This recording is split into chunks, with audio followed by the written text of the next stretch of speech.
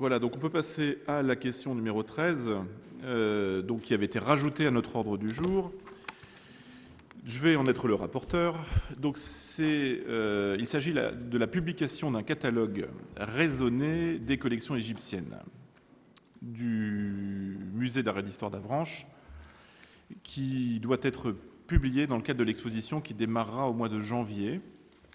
Donc une exposition temporaire qui portera le nom de, ouvrez les guillemets, le goût de l'Égypte. Et cette exposition est prévue au Scriptorial du 30 janvier au 22 mai 2016. Alors, comme je viens de le dire, il est prévu de publier un catalogue raisonné des collections égyptiennes du musée d'art et d'histoire d'Avranches.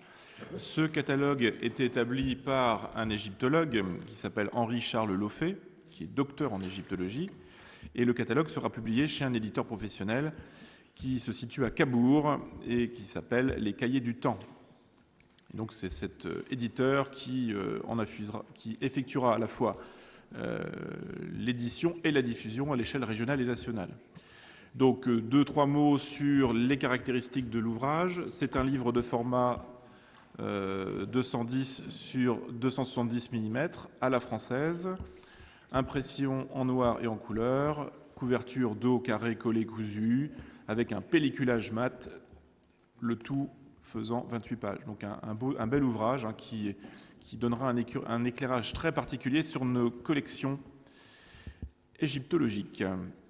Alors le devis de l'édition de ce catalogue s'élève à 6 386 € TTC pour 350 exemplaires attribués à la ville d'Avranches. C'est-à-dire que le tirage sera plus important. Je ne sais pas exactement à quel nombre d'exemplaires ce sera fait, mais c'est toujours au moins 1 millier d'exemplaires.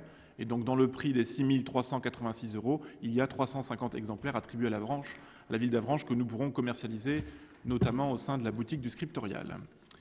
Donc, dans le cadre d'une publication à caractère scientifique, et il s'agit d'une publication notamment à caractère scientifique, pas uniquement, une subvention de 3 000 € peut être sollicitée auprès de la Direction régionale des affaires culturelles de Basse-Normandie.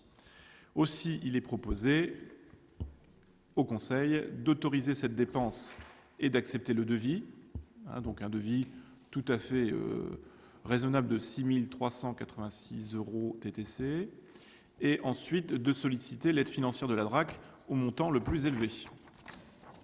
Voilà, y a-t-il des questions ou des remarques sur cette question numéro 13 ?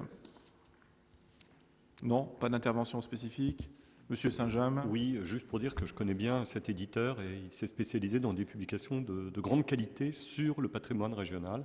Et je me réjouis qu'il ait été retenu par la qualité de leur travail. Merci. Donc je vais mettre au vote cette question numéro. Oui, Madame Leroy, pardon. Oui, les exemplaires seront vendus à quel prix ? Vous me posez une colle. C'est Annie Parent qui sait cela et ce n'est pas inscrit dans la délibération. À mon avis, mais c'est un avis qui vaut ce qu'il vaut, ce sera aux alentours d'une vingtaine d'euros. Pour un ouvrage de 128 pages, je pense que c'est dans ces eaux-là. Mais il est fort possible que je me trompe également. Donc mieux vaut que vous posiez la question à Madame Parent. Ce sera évoqué, je pense, en commission culture aussi, j'imagine. Peut-être d'ailleurs, est-ce que ça a déjà été évoqué en commission culture ? Non, pas encore. Voilà, donc y a-t-il des votes contre ou des abstentions? Aucun. Par conséquent, donc à l'unanimité, la question numéro 13 est adoptée.